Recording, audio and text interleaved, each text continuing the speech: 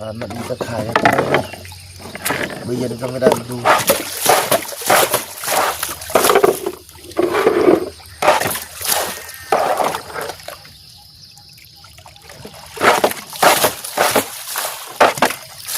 หน่อย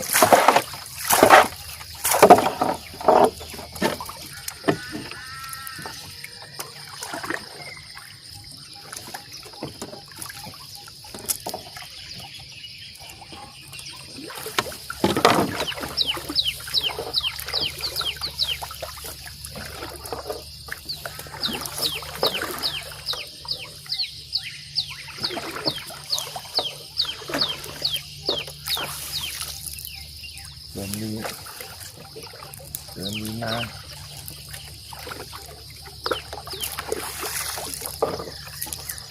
ปลาตองครับ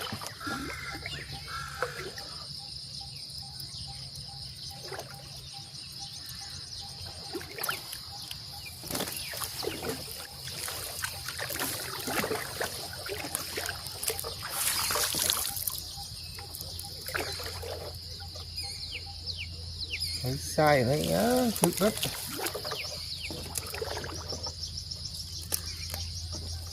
đây mông bên mày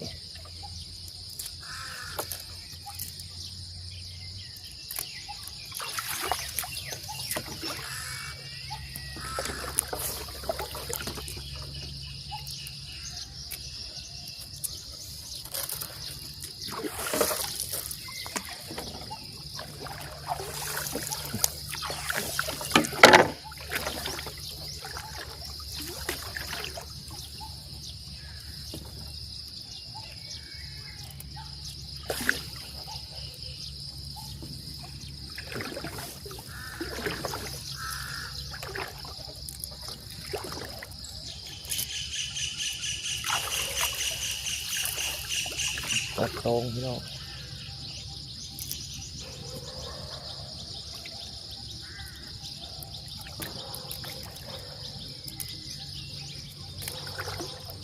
ปลาตองครับเสาเนี่ยตัวสอง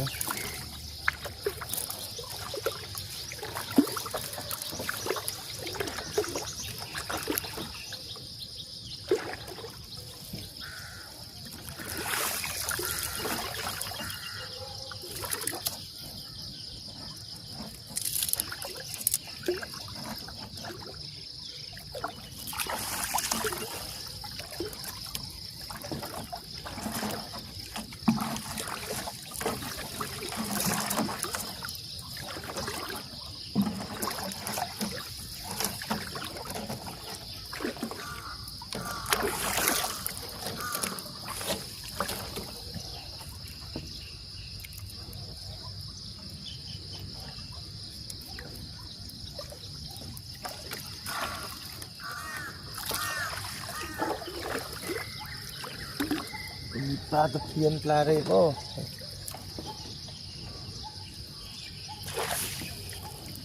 จะใบไม้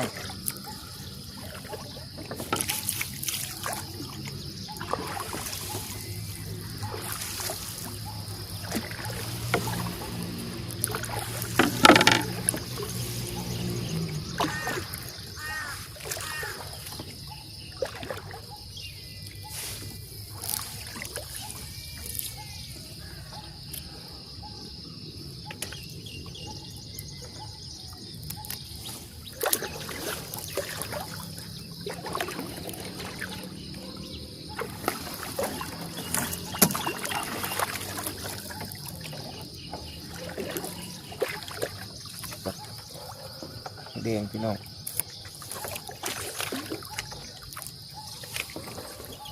ปลาหนูมีไหม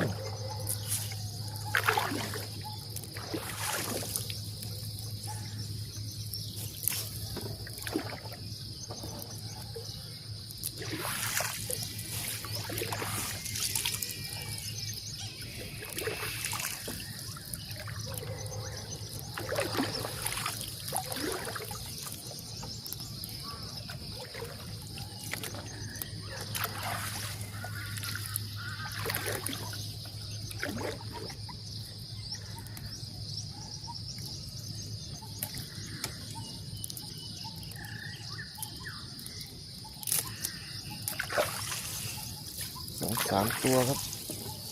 มุดลื่น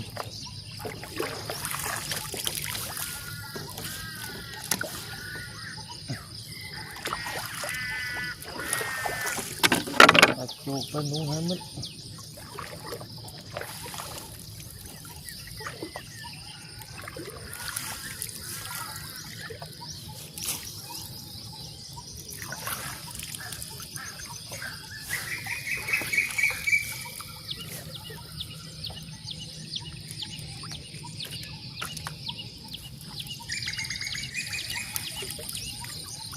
มาเขาเนาะ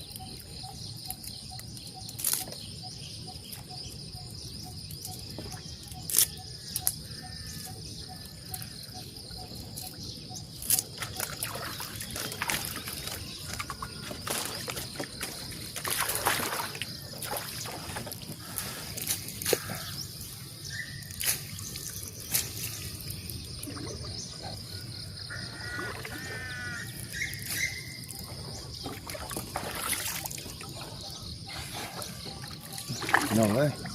พอได้ปนอยู่ครับ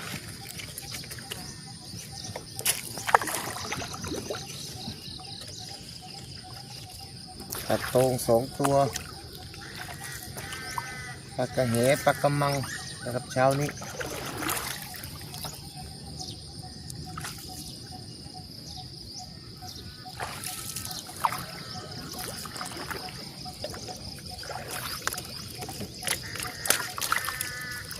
พอได้กับเขาอยู่ครับ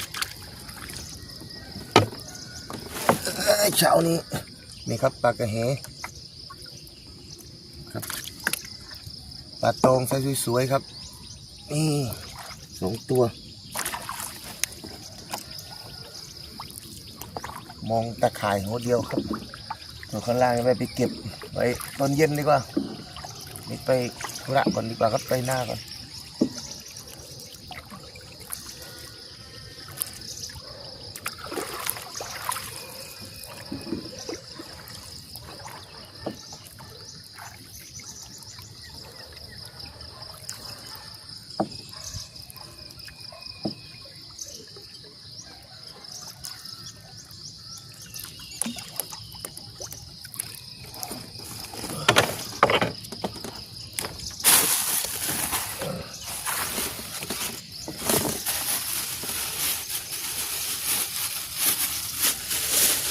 ไม่ใช่คนที่เจ้าชู้ไม่ใช่คนที่ใจร้าย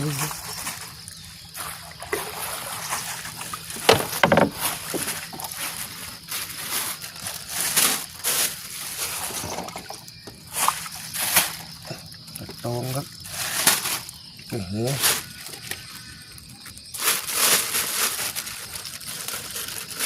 ได้ทอดหนึ่งอยู่ครับพี่น้อง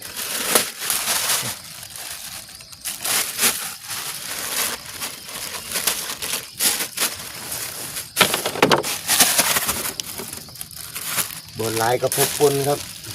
เจ้า